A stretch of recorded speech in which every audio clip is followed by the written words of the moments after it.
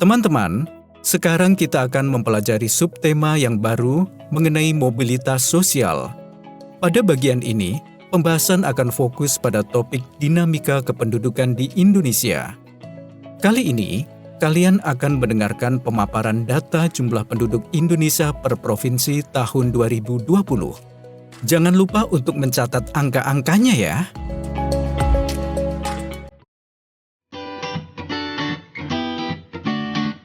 Kita mulai dulu dari provinsi paling barat.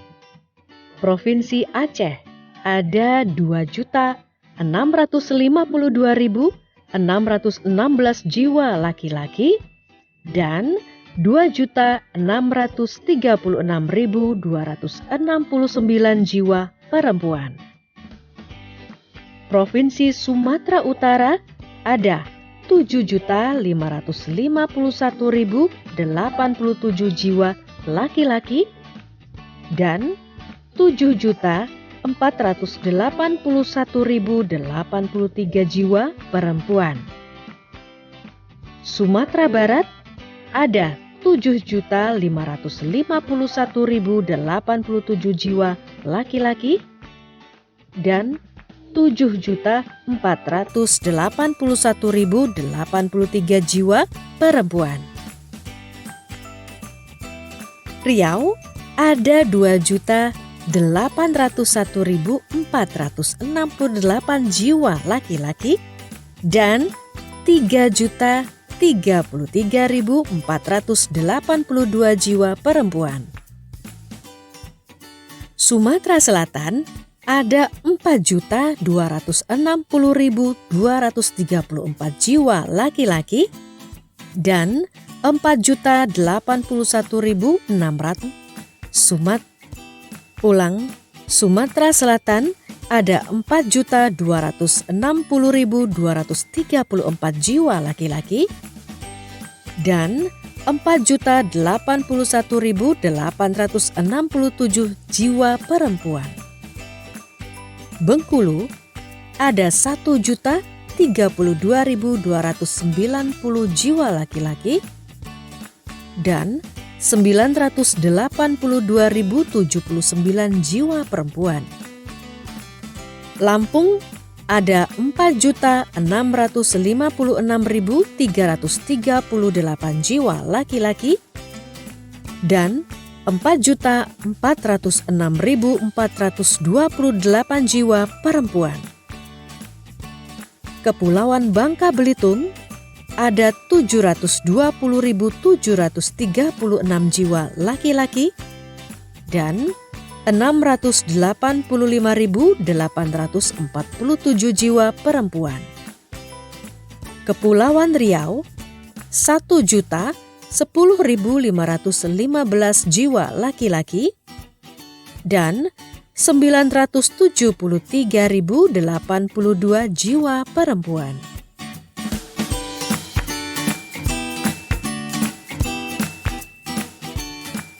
Selanjutnya, DKI Jakarta ada 5.587.610 jiwa laki-laki dan 5.513.319 jiwa perempuan. Jawa Barat ada 23.375.292 jiwa laki-laki dan 22.760.913 jiwa perempuan. Jawa Tengah ada 18.570.981 jiwa laki-laki dan 18.325.771 jiwa perempuan. Yogyakarta ada 1.814.360 jiwa laki-laki dan 1.853.944 jiwa perempuan. Jawa Timur ada 20.465.848 jiwa laki-laki dan 20.497.379 jiwa perempuan. Banten ada 5.615.914 jiwa laki-laki dan 5.426.569 jiwa perempuan. Bali ada 2.139.483 jiwa laki-laki dan 2.122.426 jiwa perempuan. NTB ada 2.658.460 jiwa laki-laki dan 2.663.092 jiwa perempuan. NTT ada 2.736.628 jiwa laki-laki dan 2.716.339 jiwa perempuan. Kemudian, Kalimantan Barat ada 2.809.944 jiwa laki-laki dan 2.467.400 jiwa perempuan. Kalimantan Tengah ada 1.346.779 jiwa laki-laki dan 1.255.340 jiwa perempuan. Kalimantan Selatan ada 2.059.947 jiwa laki-laki dan 2.010.373 jiwa perempuan. Kalimantan Timur ada 1.902.410 jiwa laki-laki dan 1.758.751 jiwa perempuan. Kalimantan Utara ada 347.668 jiwa laki-laki dan 316.028 jiwa perempuan. Sulawesi Utara ada 1.362.101 jiwa laki-laki dan 1.297.886 jiwa perempuan. Sulawesi Tengah ada 1.535.913 jiwa laki-laki dan 1.451.798 jiwa perempuan. Sulawesi Selatan ada 4.558.654 jiwa laki-laki dan 4.617.317 jiwa perempuan. Sulawesi Tenggara ada 1.343.851 jiwa laki-laki dan 1.305.994 jiwa perempuan. Gorontalo ada 599.918 jiwa laki-laki dan 589.767 jiwa perempuan. Sulawesi Barat ada 795.622 jiwa laki-laki dan 767.667 jiwa perempuan. Maluku ada 943.227 jiwa laki-laki dan 921.108 jiwa perempuan. Maluku Utara ada 674.924 jiwa laki-laki dan 643.254 jiwa perempuan. Papua ada 2.318.966 jiwa laki-laki dan 2.035.502 jiwa perempuan. Dan terakhir, Papua Barat ada 599.047 jiwa laki-laki dan 547.619 jiwa perempuan. Berdasarkan data yang diperdengarkan tadi, berapakah jumlah penduduk di Indonesia? Berapa rasio antara penduduk perempuan dan laki-laki? Jumlah penduduk di Indonesia akan terus mengalami pertambahan setiap harinya dan juga mengalami pengurangan setiap harinya. Hal ini dinamakan dengan dinamika penduduk. Yuk, kita simak apa yang dimaksud dengan dinamika penduduk. Dinamika penduduk adalah perubahan jumlah penduduk pada suatu wilayah yang disebabkan oleh 3 faktor, yaitu kelahiran atau natalitas, kematian atau mortalitas, dan perpindahan atau migrasi. Indonesia mengalami perubahan penduduk dari tahun ke tahun. Jumlah penduduk dalam suatu wilayah dapat dihitung dengan rumus P sama dengan kurung buka L dikurangi M kurung tutup ditambah kurung buka I dikurangi E kurung tutup. Dengan keterangan sebagai berikut, P adalah pertambahan penduduk, L adalah jumlah kelahiran atau natalitas dalam 1 tahun, M adalah jumlah kematian atau mortalitas dalam 1 tahun, I adalah jumlah penduduk yang masuk, dan E adalah jumlah penduduk yang keluar atau emigrasi. Bagaimana teman-teman? Sekarang sudah tahu kan cara menghitung jumlah penduduk dalam satu wilayah?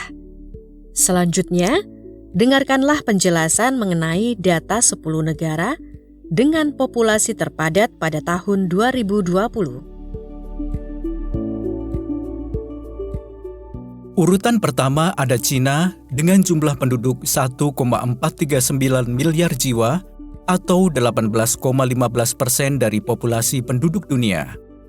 Kedua, ada India dengan jumlah penduduk 1,38 miliar jiwa atau 17,7% dari populasi dunia.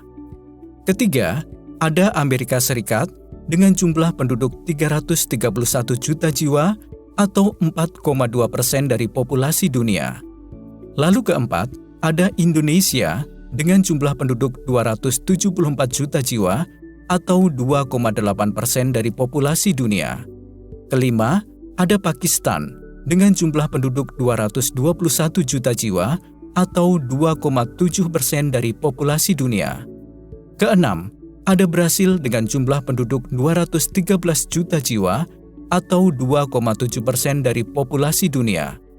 Ketujuh, ada Nigeria dengan jumlah penduduk 206 juta jiwa atau 2,6% dari populasi dunia. Kedelapan, ada Bangladesh dengan jumlah penduduk 165 juta jiwa atau 2,1% dari populasi dunia. Kesembilan, ada Rusia dengan jumlah penduduk 146 juta jiwa atau 1,9% dari populasi dunia. Dan ke-10, ada Meksiko dengan jumlah penduduk 129 juta jiwa atau 1,7% dari populasi dunia. Dari data tersebut, Indonesia merupakan negara yang memiliki tingkat penduduk dengan peringkat keempat dunia setelah Amerika Serikat. Apa saja ya yang menyebabkan Indonesia memiliki jumlah penduduk yang besar? Teman-teman, demikianlah pembahasan bagian ini. Pembahasan kali ini kalian banyak sekali mendapatkan informasi mengenai data penduduk di Indonesia dan dunia. Bagian selanjutnya, kalian masih akan tetap mendengarkan pembahasan dinamika kependudukan Indonesia. Tetap semangat ya teman-teman. Ada 3 faktor yang mempengaruhi dinamika penduduk, yaitu pertama, angka kelahiran atau natalitas. Angka kelahiran atau natalitas merupakan angka yang menunjukkan bayi yang lahir dari setiap 1.000 penduduk per tahun.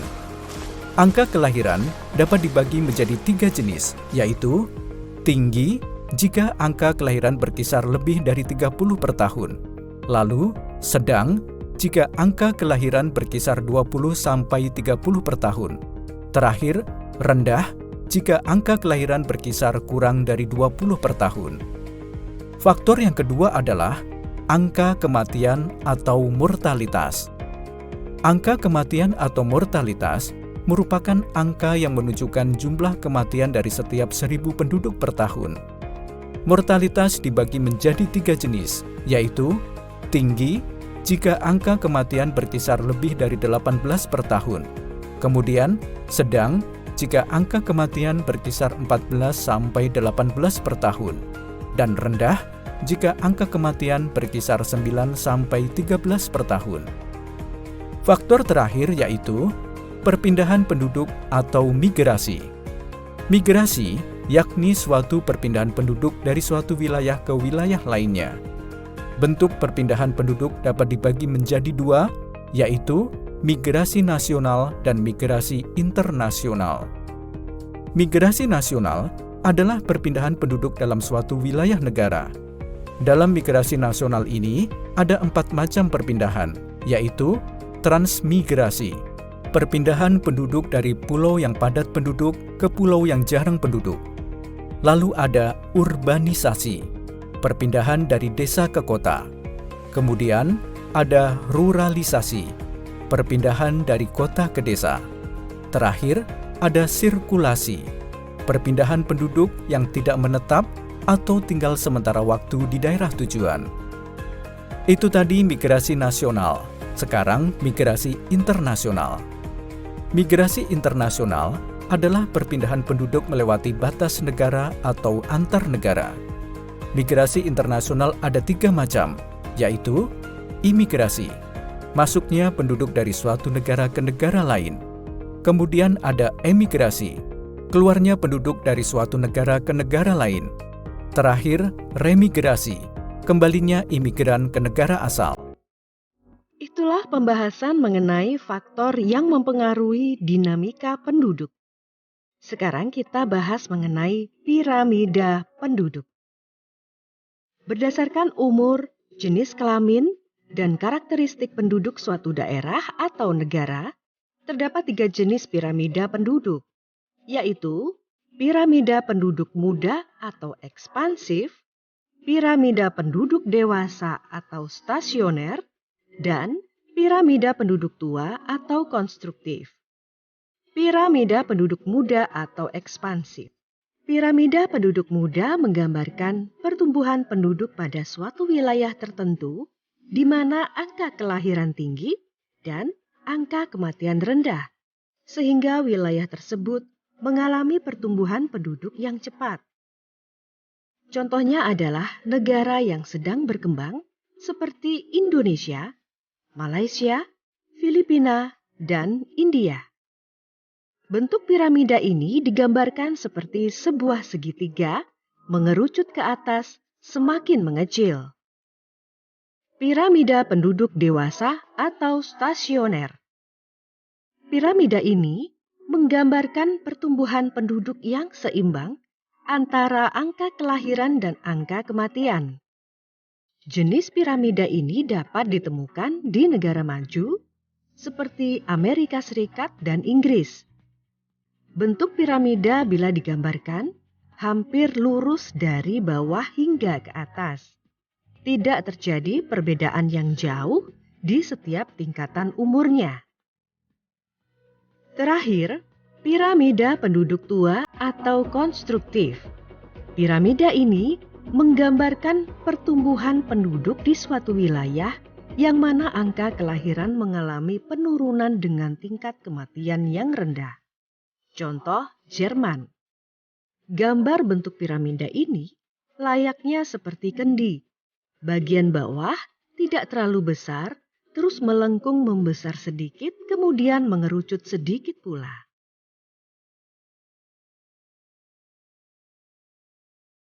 Komposisi penduduk adalah pengelompokan penduduk berdasarkan umur, jenis kelamin, mata pencaharian, agama, bahasa, pendidikan, tempat tinggal, jenis pekerjaan, dan lain sebagainya. Komposisi penduduk dalam suatu negara dapat digunakan sebagai dasar pengambilan keputusan atau penentuan kebijaksanaan dalam pembangunan. Pertama, komposisi penduduk berdasarkan usia. Komposisi penduduk berdasarkan usia dapat dibuat berdasarkan usia tunggal seperti 0, 1, 2, 3, 4, dan seterusnya.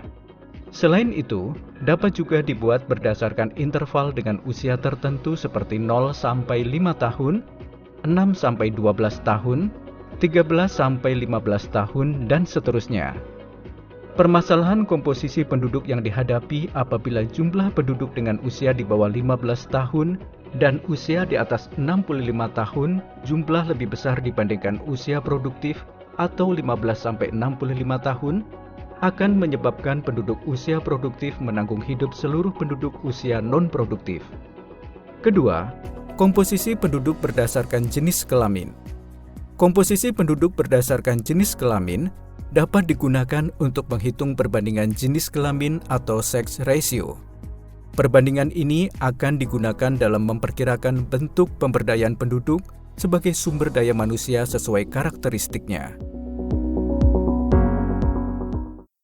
Sekarang, saatnya kalian mendengarkan instruksi untuk aktivitas kelompok yang harus kalian kerjakan.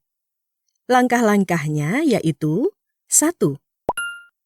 Bentuklah kelompok yang terdiri dari 2 orang. 2. Carilah artikel yang berkaitan dengan permasalahan penduduk di Indonesia di internet. 3. Tuliskan sumber artikel yang didapatkan dan bawalah artikel tersebut untuk didiskusikan di kelas. 4. Tuliskan hasil diskusi pada kertas kerja yang sudah disediakan oleh guru dengan menjawab beberapa pertanyaan ini. A. Apa permasalahan kependudukan yang muncul dalam artikel yang kalian temukan? B. Mengapa permasalahan kependudukan tersebut dapat terjadi? C. Apa yang terjadi setelah ada permasalahan kependudukan tersebut? Jelaskan. D. Bagaimana upaya untuk mengatasi permasalahan kependudukan tersebut? 5. Presentasikan hasil diskusi di depan kelas. Pembahasan terakhir di bab ini, pertumbuhan dan kualitas penduduk. Pertumbuhan penduduk adalah keseimbangan dinamis antara kekuatan yang menambah dan kekuatan yang mengurangi jumlah penduduk. Ada beberapa faktor yang mempengaruhi jumlah penduduk, yaitu kelahiran, kematian, dan migrasi. Pertumbuhan penduduk yang cepat akan menyebabkan kondisi sebagai berikut. Pertumbuhan penduduk usia muda yang cepat menyebabkan tingginya angka pengangguran. Persebaran penduduk yang tidak merata, komposisi penduduk kurang menguntungkan karena disebabkan banyak usia muda yang kurang produktif sehingga beban ketergantungan tinggi. Arus urbanisasi tinggi, banyak yang beranggapan kota lebih banyak menyediakan lapangan kerja. Menurunnya kualitas dan tingkat kesejahteraan penduduk. Agar pemahaman lebih bertambah, kalian harus melakukan aktivitas individu dengan langkah-langkah sebagai berikut. 1. Carilah informasi tentang data penduduk di lingkungan sekitar tempat tinggalmu yang meliputi data jumlah penduduk, angka pertumbuhan penduduk, angka kelahiran dan kematian, data migrasi penduduk. 2. Setelah mendapatkan data penduduk di lingkungan tempat tinggalmu, kemudian susunlah komposisi penduduk berdasarkan dengan usia dan jumlah kelamin. 3. Bagaimana kondisi pertumbuhan penduduk yang terjadi di lingkungan sekitar tempat tinggalmu? Deskripsikan sesuai dengan kondisi yang ada. Kemudian, analisislah dinamika penduduk yang terjadi di lingkungan tempat tinggalmu, baik dari jumlah penduduknya, komposisi penduduk, dan kualitas penduduk. 4. Kerjakan di lembar kertas kerja kalian masing-masing. 5. Presentasikan di depan kelas dan mintalah masukan dari guru dan teman sekelasmu.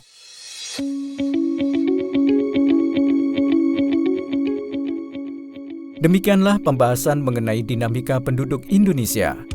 Pada bagian berikutnya, teman-teman akan mendengarkan materi tentang bagaimana bentuk keragaman masyarakat Indonesia. Teman-teman, setelah kita membahas dinamika penduduk yang lebih banyak menyoroti masalah jumlah dan perpindahan penduduk, untuk kali ini kalian akan mendengarkan pembahasan mengenai bagaimana bentuk keragaman masyarakat Indonesia. Masyarakat Indonesia sangatlah beragam. Bukti yang paling nyata yaitu adanya berbagai macam pakaian adat yang berbeda di tiap daerah. Belum lagi tarian daerah yang berbeda. Adapun adat istiadat yang digunakan juga berbeda. Misalnya di pernikahan saja, pakaian adat Padang sangat berbeda jauh dengan pakaian adat Sunda. Itulah sejumlah contoh kecil dari keragaman masyarakat Indonesia. Masyarakat Indonesia dikenal sebagai masyarakat religius. Beberapa agama dan kepercayaan dapat ditemukan di berbagai wilayah Indonesia. Beberapa suku bangsa terdapat di Indonesia memiliki khasanah budaya yang berbeda. Kondisi geografis dan sosial Indonesia juga mempengaruhi berbagai kegiatan ekonomi masyarakat.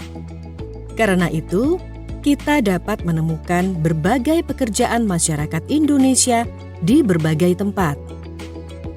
Berdasarkan pada fakta adanya beberapa budaya, suku bangsa, dan pekerjaan masyarakat Indonesia, maka dapat dikatakan masyarakat Indonesia bersifat plural. Kata plural berasal dari bahasa Inggris yang artinya jamak. Sedangkan pluralitas ini berarti kemajemukan. Pluralitas masyarakat Indonesia berarti sama dengan kemajemukan masyarakat Indonesia. Selain istilah pluralitas, kamu juga menemukan istilah lain yang berhubungan dengan keragaman, yakni multikultural. Multikultural berasal dari kata multi yang berarti banyak atau lebih dari dua, dan culture artinya kebudayaan. Masyarakat multikultural adalah masyarakat yang memiliki lebih dari dua kebudayaan. Masyarakat multikultural tersusun atas berbagai budaya yang menjadi sumber nilai bagi terpeliharanya kestabilan kehidupan masyarakat pendukungnya. Keragaman budaya tersebut berfungsi untuk mempertahankan dasar identitas diri dan integrasi sosial masyarakatnya. Sekarang, untuk menambah pengetahuan kalian tentang keragaman penduduk Indonesia, teman-teman harus melakukan aktivitas individu dengan langkah-langkah sebagai berikut. 1. Carilah artikel yang berkaitan dengan keragaman penduduk Indonesia. 2. Tuliskan sumber artikel yang didapatkan. 3. Berikan pendapatmu tentang artikel tersebut yang ditulis dalam lembar kertas kerja yang telah disediakan oleh guru. 4. Diskusikan hasil analisis dengan temanmu di kelas. Setelah memberikan komentar dan tanggapan artikel yang telah kalian cari, kita akan memasuki materi yang berkaitan dengan keragaman masyarakat Indonesia. Berikut adalah keberagaman yang ada di Indonesia. Keragaman yang pertama adalah perbedaan agama. Apakah kalian menemukan berbagai macam agama di lingkungan tempat tinggal kalian? Pernahkah kalian mengamati pemeluk agama lain yang sedang melaksanakan upacara keagamaan? Tentu kalian dapat menemukan ada banyak perbedaan dalam melaksanakan upacara keagamaan pada agama yang berbeda. Kalian mungkin merasa asing dengan upacara persembahyangan agama yang berbeda dengan agama yang kalian peluk. Hal ini cukup wajar karena setiap agama memiliki tuntunan dalam melaksanakan persembahyangan atau upacara keagamaan. Apakah kita diperbolehkan mengikuti upacara persembahyangan agama yang berbeda dengan kita? Tentu saja tidak diperbolehkan. Setiap agama memiliki tuntunan cara persembahyangan yang berbeda. Namun demikian, kita perlu mengetahui bagaimana setiap umat beragama memiliki tempat ibadah dan melaksanakan kegiatan upacara keagamaan atau persembahyangan. Mengapa kita perlu memahami berbagai kegiatan ibadah agama selain yang kita anut? Hal ini sangat penting agar dalam berhubungan dengan antar umat beragama, kita dapat saling memahami dan menghargai atau bertoleransi. Sebagai contoh, ketika umat Islam melaksanakan sholat Idul Fitri di lapangan, umat beragama lain perlu memahami bahwa kegiatan di lapangan tersebut merupakan upacara keagamaan atau persembahyangan. Tentu saja, selain pemeluk agama Islam, tidak boleh melaksanakan kegiatan sholat Idul Fitri. Namun demikian, kita dapat membantu pemeluk agama lain dalam menjaga kenyamanan dan keamanan dalam beribadah. Sekarang, untuk tugas aktivitas individu. Teman-teman dapat menuliskan atau menceritakan bentuk toleransi antar umat beragama di lingkungan sekolah, lingkungan tempat tinggalmu, dan lingkungan masyarakat. Selamat mengerjakan teman-teman. Baiklah, kita lanjutkan pembahasannya ya. Keragaman yang kedua setelah perbedaan agama yaitu perbedaan budaya. Seorang ahli budaya Indonesia bernama Sukmono mendefinisikan budaya adalah hasil kerja atau usaha manusia yang berupa benda maupun hasil buah pemikiran manusia di masa hidupnya. Budaya merupakan salah satu bentuk hasil manusia yang membedakan manusia dengan makhluk lainnya. Manusia selalu menghasilkan budaya karena manusia dikaruniai akal fikir yang dapat digunakan untuk memperbaiki taraf hidup manusia. Hal inilah yang membedakan hewan dan manusia. Hewan cenderung bersifat statis atau menetap, sedangkan manusia selalu berubah atau dinamis. Sebagai contoh, kamu dapat membedakan rumah burung dan rumah manusia. Dimanapun, burung pipit akan membuat sarang yang bentuknya sama. Kamu bandingkan dengan rumah manusia di berbagai daerah di Indonesia.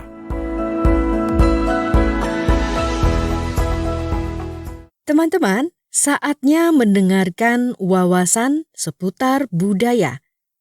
Mari kita simak bersama ya.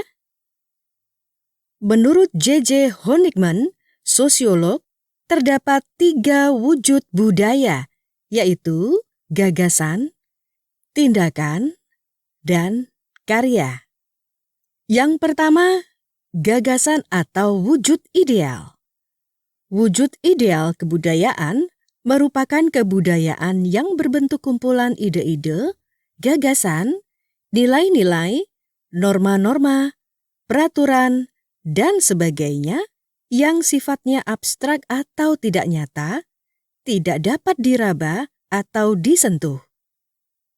Contohnya adalah buku, karangan, dan sebagainya. Kedua, aktivitas atau tindakan. Aktivitas adalah wujud kebudayaan sebagai suatu tindakan berpola dari manusia dalam masyarakat. Itu juga disebut dengan sistem sosial. Sifatnya konkret, terjadi dalam kehidupan sehari-hari dan dapat diamati dan didokumentasikan. Dan yang ketiga, artefak atau karya. Artefak adalah wujud kebudayaan fisik yang berupa hasil dari aktivitas, perbuatan, dan karya semua manusia dalam masyarakat, berupa benda-benda atau hal-hal yang dapat diraba, dilihat, dan didokumentasikan. Sifatnya paling nyata di antara ketiga wujud kebudayaan.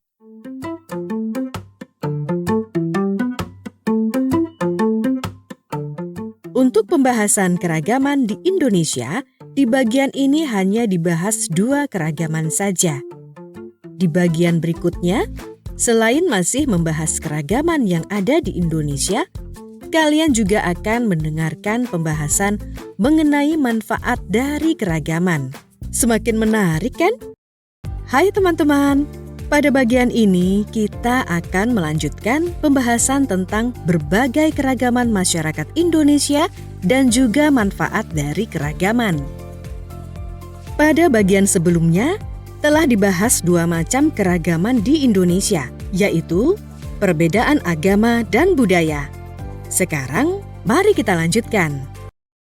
Keberagaman di Indonesia yang ketiga adalah perbedaan suku bangsa. Bangsa Indonesia memiliki lebih dari 300 kelompok etnik atau suku bangsa. Suku Jawa adalah kelompok suku terbesar di Indonesia dengan jumlah mencapai 41% dari total populasi. Sebagian besar suku Jawa tinggal di Pulau Jawa, terutama Jawa Tengah dan Jawa Timur. Akan tetapi, jutaan jiwa telah bertransmigrasi dan tersebar ke berbagai pulau di Nusantara, bahkan bermigrasi ke luar negeri. Suku Sunda, suku Melayu, dan suku Madura adalah kelompok terbesar berikutnya di negara ini. Selanjutnya, keberagaman yang keempat adalah perbedaan pekerjaan. Pekerjaan merupakan salah satu bentuk kegiatan ekonomi yang dilakukan masyarakat untuk memenuhi kebutuhan. Pada saat ini, kalian dapat menemukan berbagai jenis pekerjaan pada sektor formal dan non-formal. Pekerjaan sektor formal adalah berbagai pekerjaan yang dijalankan oleh pelaku usaha resmi, baik pemerintah maupun swasta. Para karyawan perusahaan, pegawai kantor bank, pegawai pemerintah, guru, merupakan contoh pekerjaan pada sektor formal. Jenis pekerjaan formal memberikan konsekuensi kepada individu bahwa harus terikat secara langsung oleh sistem yang berlaku. Dengan demikian, mereka bekerja penuh dengan aturan yang mengikat. Kondisi tersebut berbeda dengan para pekerja seperti pemilik bengkel, petani, penjual di pasar, dan pelaku usaha mandiri lainnya. Para pelaku wirausaha terikat oleh dirinya sendiri. Sebagai contoh, seorang pedagang bakso keliling. Pekerjaannya sangat tergantung pada pedagang tersebut. Apabila ingin libur, ia dapat libur sewaktu-waktu. Hal ini berbeda dengan orang yang bekerja sebagai karyawan perusahaan atau lembaga pemerintah. Perbedaan pekerjaan yang dimiliki masyarakat menandakan perbedaan kebutuhan yang dimiliki. Keberadaan guru, tentara, penjual buah, tukang batu, dan sebagainya menunjukkan rantai kehidupan manusia tersusun saling terkait dan membutuhkan. Semua pekerjaan adalah mulia selama pekerjaan tersebut bermanfaat kepada diri dan orang lain serta tidak merugikan orang lain. Guru, polisi, dokter, petani, dan tukang pijat sama-sama pekerjaan mulia. Tidak ada yang lebih rendah dari semua pekerjaan tersebut. Semua profesi tersebut saling membutuhkan. Tanpa guru, tidak akan ada polisi dan dokter. Tanpa petani, tukang pijat dan polisi dapat kelaparan. Demikian juga masyarakat dengan profesi lainnya.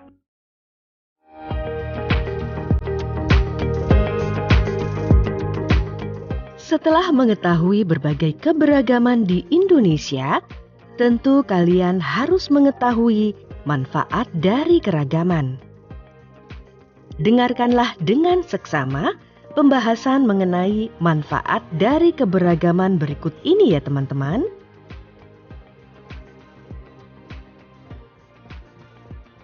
Keberagaman budaya memberikan manfaat besar bagi bangsa kita.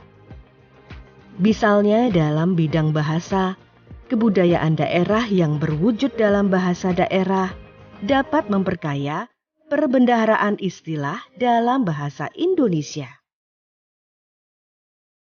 Kosakata dalam bahasa Indonesia berbeda dengan kosakata di Malaysia. Indonesia memiliki bahasa yang lebih banyak.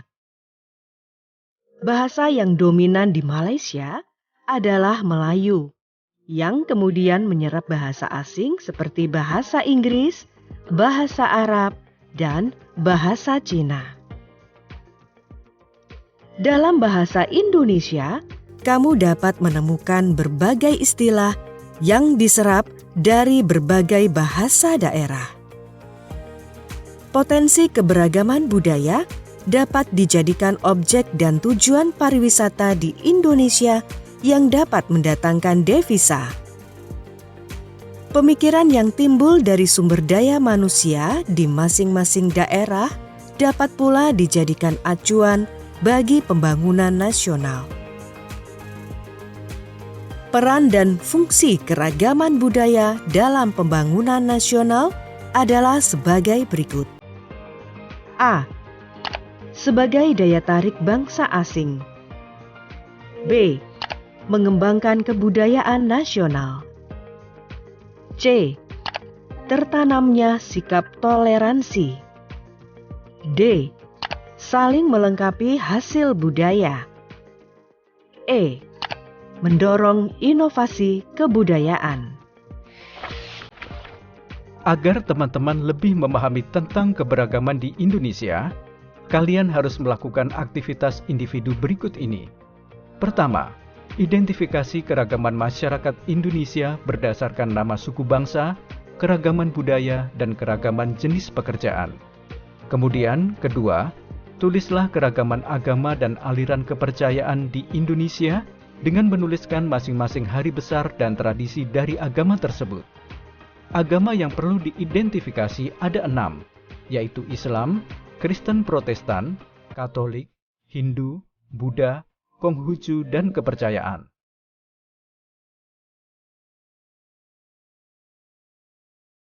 Sekarang, mari kita simak wawasan berikut ini. Dalam rangka mempersatukan penduduk Indonesia yang beraneka warna, menurut Kuncharaningrat yang ditulis tahun 1982 pada halaman 345 sampai 346, terdapat 4 masalah pokok yang dihadapi, yaitu 1. Mempersatukan aneka warna suku bangsa. 2. Hubungan antar umat beragama. 3. Hubungan mayoritas-minoritas. Dan 4. Integrasi kebudayaan di Irian Jaya dengan kebudayaan Indonesia.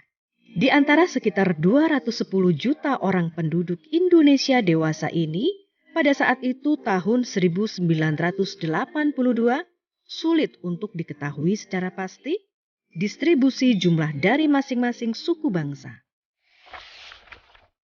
Teman-teman, masih ada aktivitas individu yang lainnya yang harus teman-teman lakukan pada bagian ini. Langkah-langkahnya adalah sebagai berikut. 1. Buatlah sebuah poster atau infografik. Atau bagi teman-teman disabilitas, dapat membuat podcast dengan tema Keberagaman Indonesia. 2. Poster ataupun infografik atau podcast dapat dikembangkan dengan cara konvensional ataupun digital. 3. Poster atau infografik atau podcast tersebut harus berisikan pesan-pesan yang tidak bersinggungan dengan unsur sara. 4.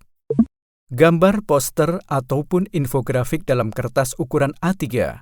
Dan untuk podcast, buatlah dengan waktu maksimal durasi 5 menit.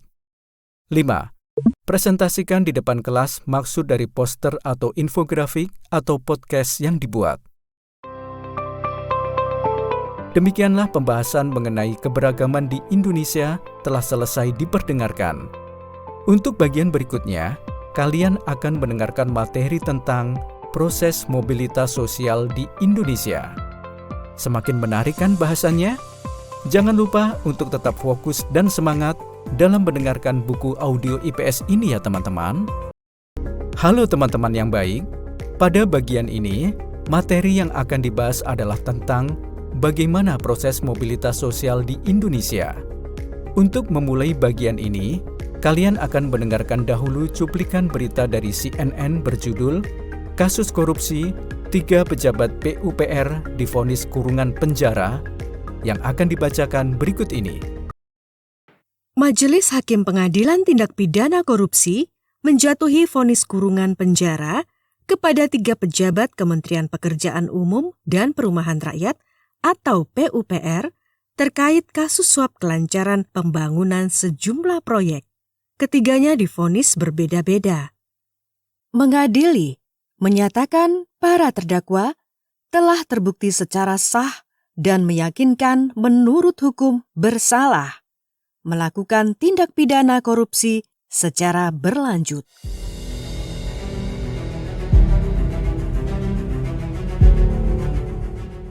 Kata Ketua Majelis Hakim Rosmina saat membacakan amar putusan di Pengadilan Tipikor Jakarta pada Rabu 7 Agustus.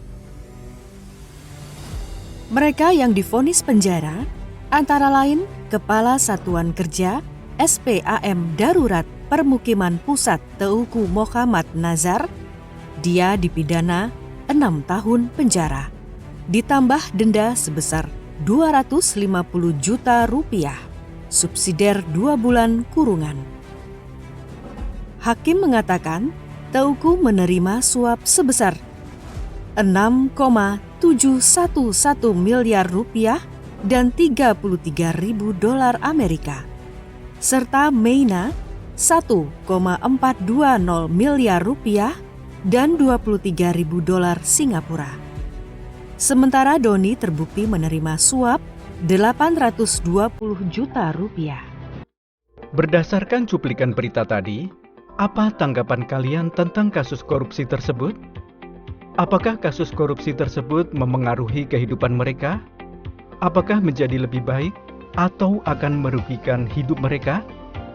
Kehidupan setiap orang akan berubah sesuai dengan apa yang telah mereka usahakan. Setiap tindakan yang dilakukan akan berdampak pada apa yang mereka panen di masa depan. Hal ini sangat erat kaitannya dengan mobilitas sosial masyarakat.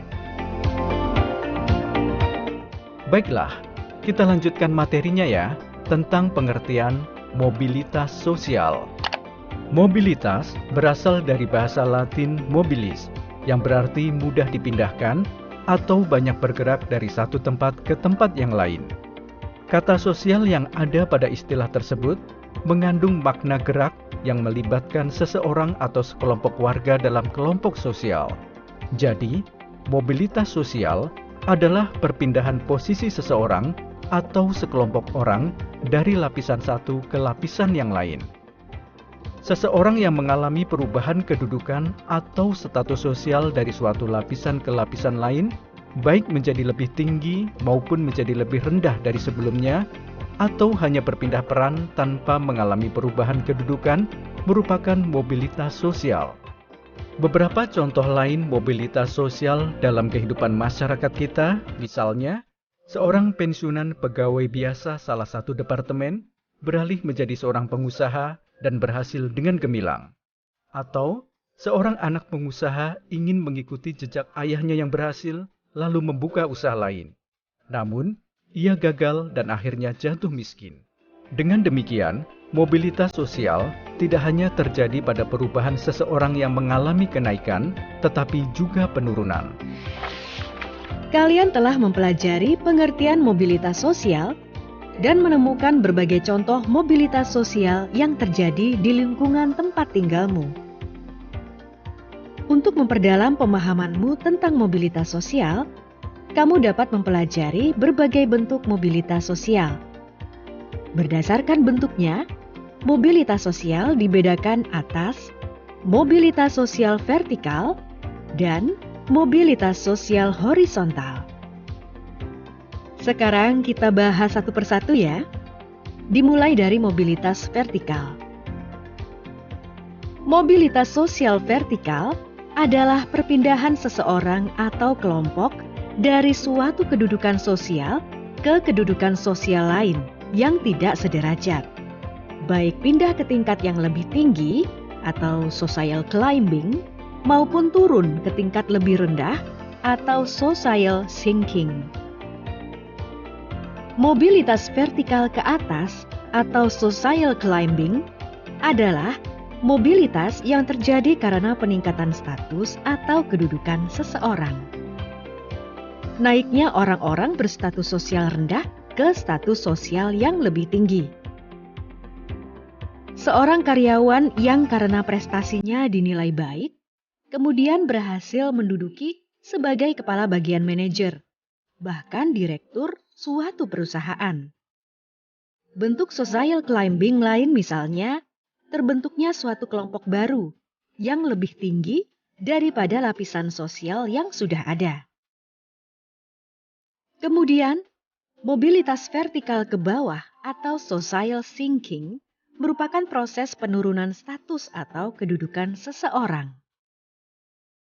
Proses social sinking seringkali menimbulkan gejolak kejiwaan bagi seseorang karena ada perubahan pada hak dan kewajibannya. Contoh dari mobilitas vertikal seperti tadi disebutkan seperti seorang karyawan yang naik jabatannya menjadi seorang direktur.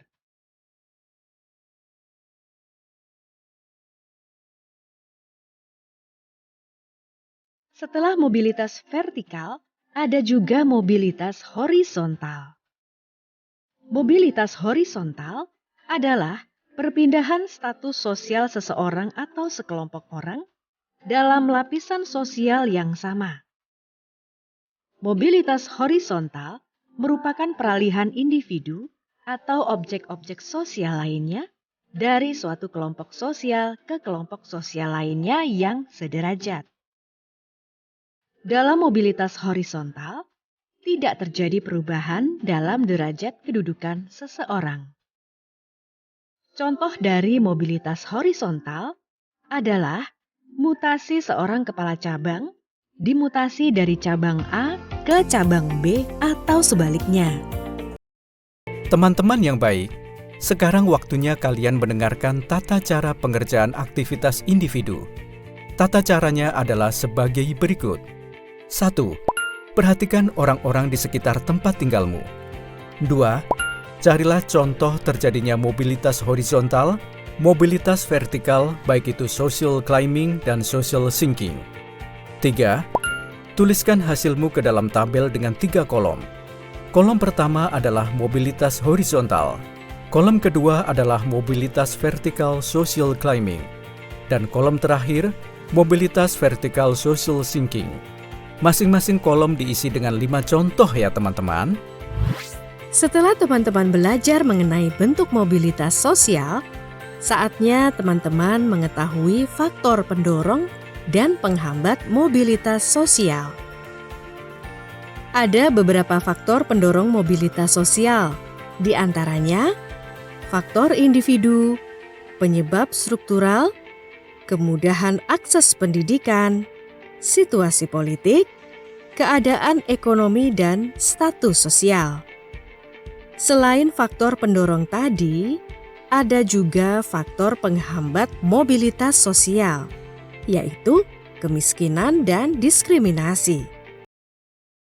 Setelah mendengarkan penjelasan tadi, carilah informasi melalui internet dan sumber lainnya secara lengkap mengenai faktor-faktor yang mendorong dan menghambat mobilitas sosial yang terjadi di masyarakat. Mintalah bantuan dan bimbingan gurumu untuk mencari informasi tersebut. Teman-teman, itu tadi pembahasan mengenai pengertian sosial dan bentuk-bentuknya. Di bagian selanjutnya, kalian akan mendengarkan materi yang masih berkaitan dengan mobilitas sosial, yaitu tentang saluran mobilitas sosial. Setelah memahami pengertian dari mobilitas sosial dan juga bentuk-bentuknya, pada bagian kali ini, teman-teman akan mendengarkan penjelasan materi mengenai saluran-saluran mobilitas sosial. Simak dengan seksama pembahasannya ya teman-teman. Mobilitas sosial.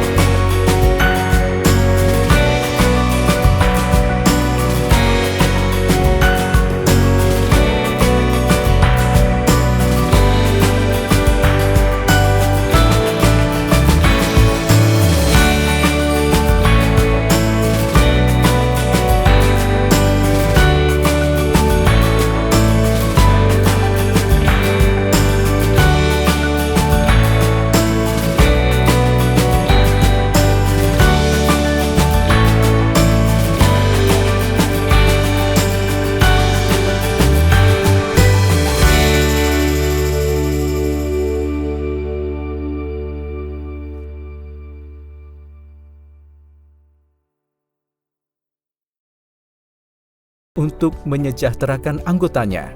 Karena itu, koperasi akan melayani kebutuhan anggotanya.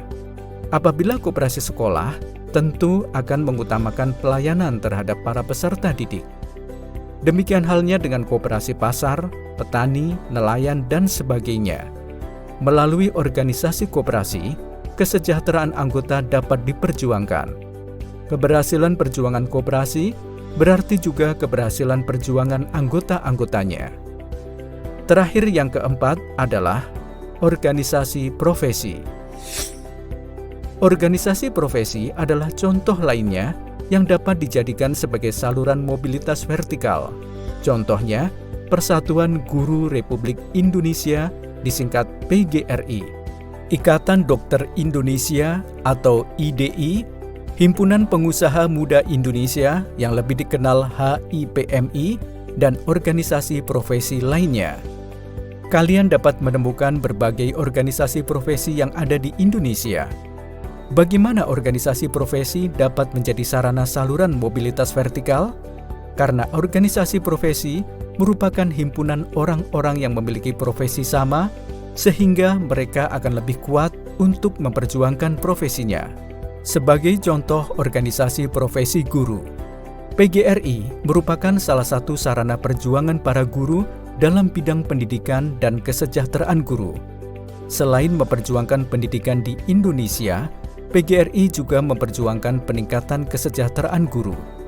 Perjuangan PGRI tentu diperhatikan oleh pemerintah Indonesia, sehingga kesejahteraan guru di Indonesia terus mengalami peningkatan.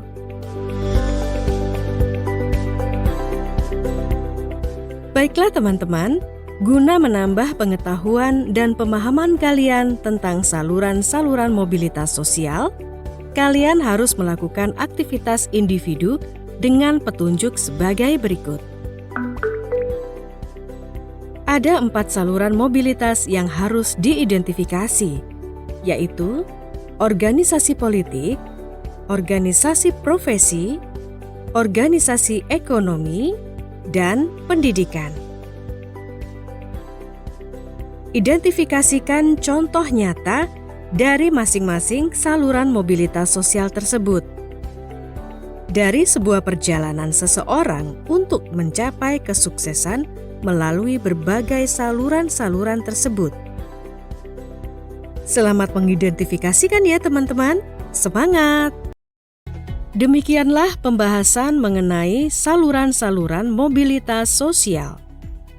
Jangan lupa untuk mengerjakan tugas-tugas aktivitas yang telah diberikan ya. Di bagian selanjutnya, pembahasannya masih tentang mobilitas sosial. Materi yang dibahas adalah mengenai dampak dari mobilitas sosial. Untuk itu, kalian harus tetap semangat dalam mendengarkan buku audio ini, agar kalian dapat memahami mata pelajaran IPS ini dengan baik. Hai teman-teman, bagian kali ini adalah bagian terakhir dari subtema B, mobilitas sosial. Materi yang akan dibahas adalah dampak dari mobilitas sosial. Tetap semangat untuk mendengarkan ya. Bagaimana dampak positif terjadinya mobilitas sosial? Berikut ini beberapa dampak positif terjadinya mobilitas sosial.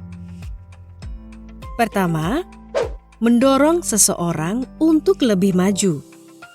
Terbukanya kesempatan untuk pindah dari strata satu ke strata yang lain menimbulkan motivasi yang tinggi bagi diri seseorang untuk maju dalam berprestasi agar memperoleh status yang lebih tinggi. Kedua, mempercepat tingkat perubahan sosial. Mobilitas sosial akan lebih mempercepat tingkat perubahan sosial masyarakat ke arah yang lebih baik. Contohnya, Indonesia yang sedang mengalami perubahan dari masyarakat agraris ke masyarakat industri. Perubahan ini akan lebih cepat terjadi jika didukung oleh sumber daya yang memiliki kualitas. Kondisi ini perlu didukung dengan peningkatan dalam bidang pendidikan. Ketiga, Meningkatkan integrasi sosial. Terjadinya mobilitas sosial dalam suatu masyarakat dapat meningkatkan integritas sosial. Misalnya, seseorang akan menyesuaikan diri dengan gaya hidup, nilai, dan norma yang dianut oleh kelompok orang dengan status sosial yang baru. Sekarang, saatnya teman-teman untuk melakukan aktivitas kelompok. Ikuti langkah-langkah berikut ini ya untuk mengerjakannya. 1. Bentuklah kelompok dengan anggota 3 hingga 4 orang.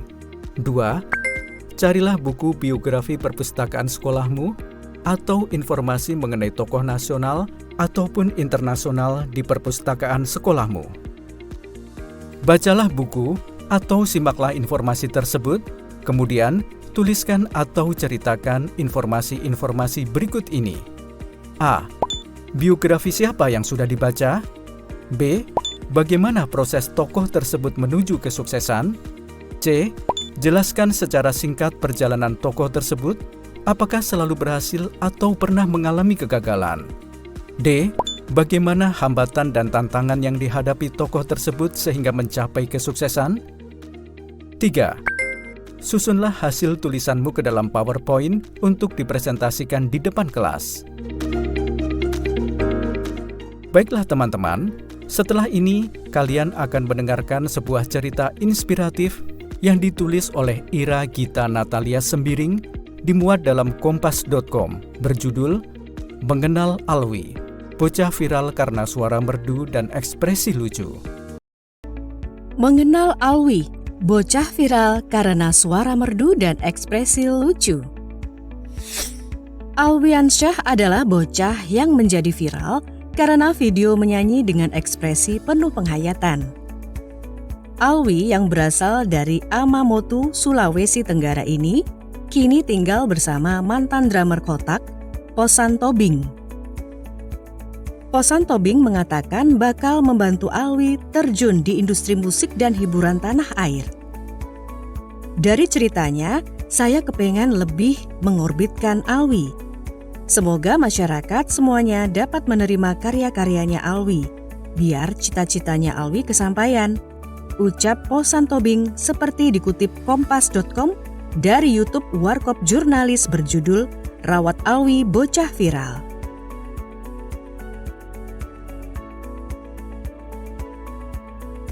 Alwi dari keluarga sederhana. Alwi terlahir dari keluarga biasa dan baru saja masuk kelas 1 sekolah menengah pertama atau SMP.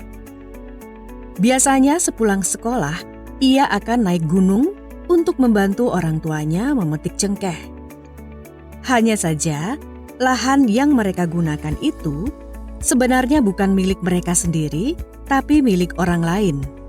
Dari cerita Alwi, dapat dibilang masih berkekurangan, kata Posan Tobing.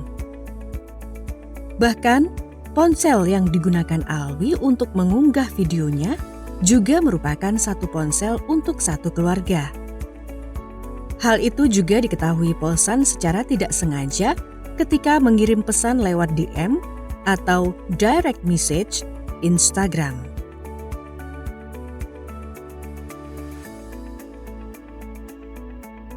Cita-cita Alwi setelah jadi artis. Ketika menginjakkan kaki di kota Jakarta dan meninggalkan kampung halamannya, Alwi bermimpi untuk membahagiakan orang tuanya. Mau kasih umroh orang tuanya, beli kasur empuk, kata Alwi dikutip dari YouTube Star Pro Indonesia, Jumat 21 Agustus 2020. Posan kemudian bercerita tentang impian sederhana Alwi.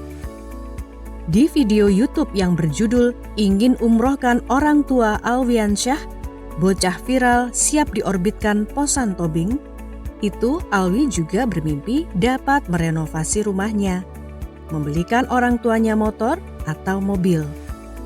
Dari ceritanya, saya kepingin lebih lagi mengorbitkan Alwi. Semoga masyarakat semuanya dapat menerima karya-karyanya Alwi, biar cita-citanya Alwi kesampaian, ucap Posan Tobing.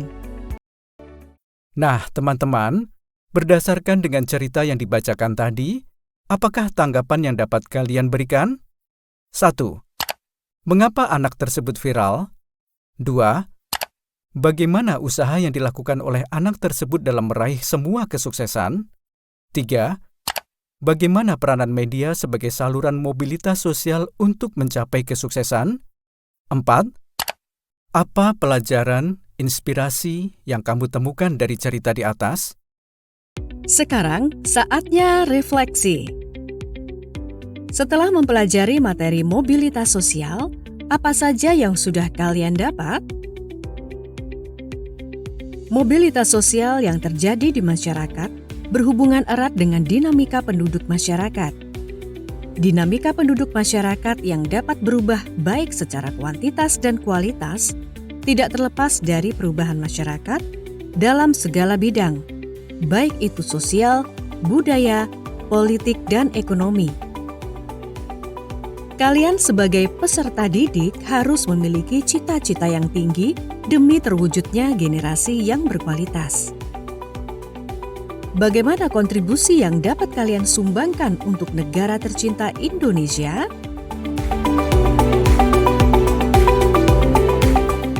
Demikianlah pembahasan mengenai dampak dari mobilitas sosial telah selesai kalian dengarkan.